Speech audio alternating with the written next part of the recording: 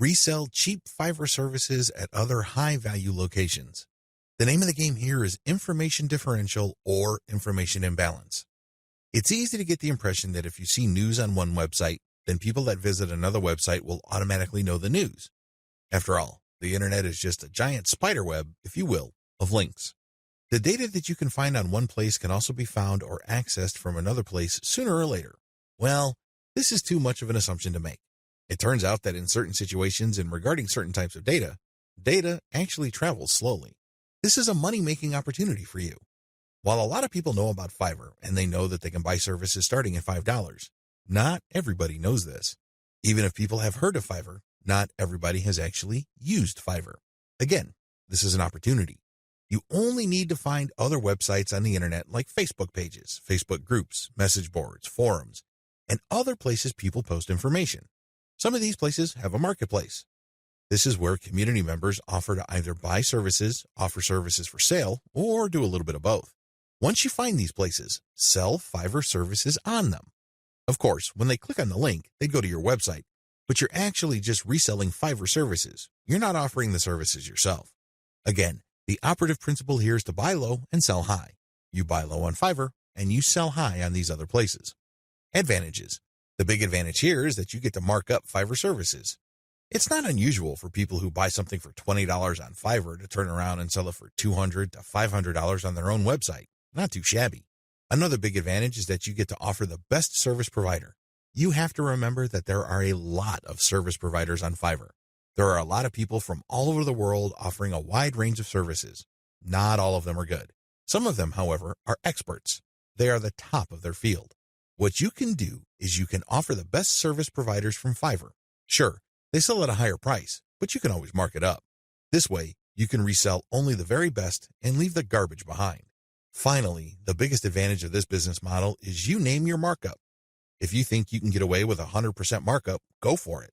If you think that 500% profit is possible, and probably take advantage of it. You have full freedom because you're advertising on third-party sites. But when people click a link, they don't go to Fiverr, they go to your site. This is where you advertise services that you turn around and buy from the best-of-breed service providers on Fiverr. Disadvantages. The big disadvantage with offering best-of-breed service providers is that those people can disappear. I know this firsthand because I used to get really awesome Kindle book covers from this person who cranks out one best-selling cover after another. I thought I would always come back to this person until I learned my lesson the hard way. For 4 straight months, he was unresponsive. It's as if he fell off the face of the earth. These suppliers are all over the place on Fiverr. In fact, there is a rule of thumb. The more competent the service provider and the more of an expert he or she is, the flakier that person is. We don't like flakes. Nobody should. But unfortunately, they're part of the mix. This is the risk that you run. Do yourself a big favor. Find an alternative. This means that you have a backup or two. For example, you're offering graphic services and you normally turn around and buy Michelangelo's services.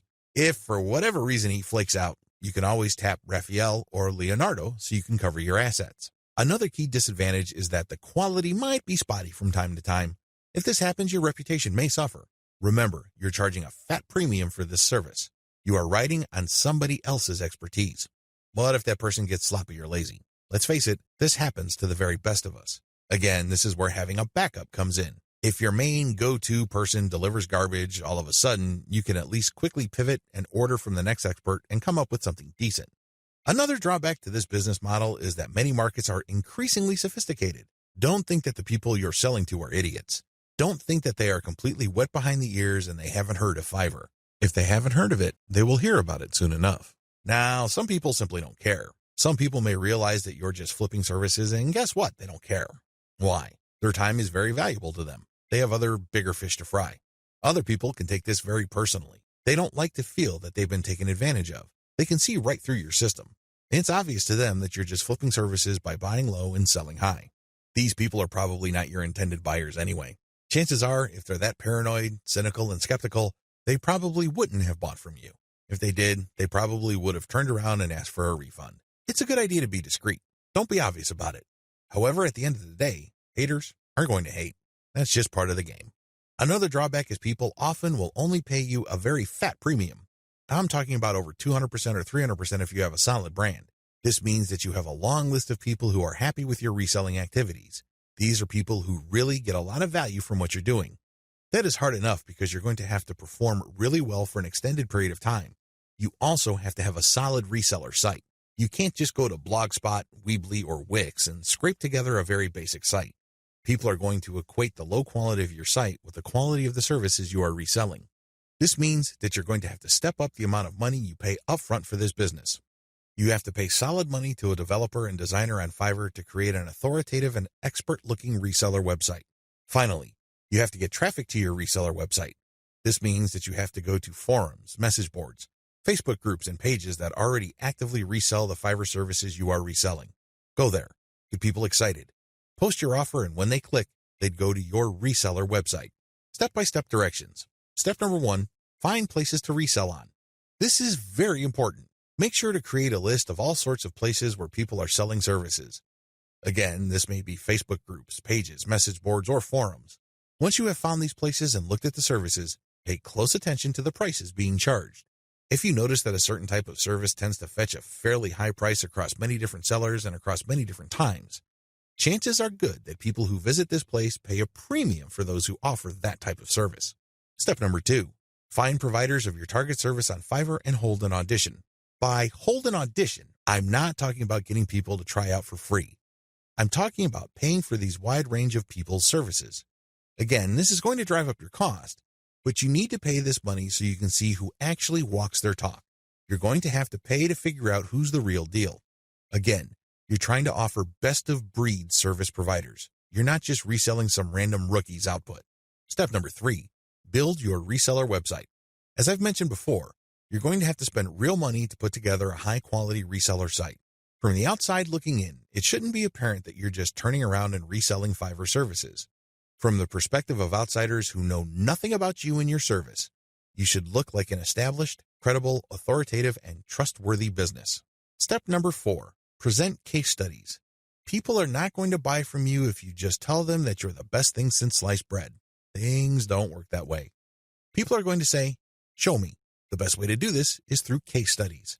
This means that you're going to hire many different service providers on Fiverr and then give them the same project. You then take the results of the project and pick out the very best provider. You can use those results as your case studies. This way, you showcase to people that you can actually get the job done. Also, you may want to offer your resold services for absolutely free in exchange for a testimonial. Personally, I prefer video testimonials. Run the service for free for clients so you end up paying for this service to the provider on Fiverr and then showcase the positive results. Obviously, leave out any failed results. Step number 5, do outreach. I wish I could tell you that you just need to post an ad on forums, message boards, Facebook groups, and pages. It doesn't work that way. You definitely need to do these, but you also have to do outreach. This means that you're going to have to contact digital marketing agencies and other organizations that normally order the type of service that you are offering.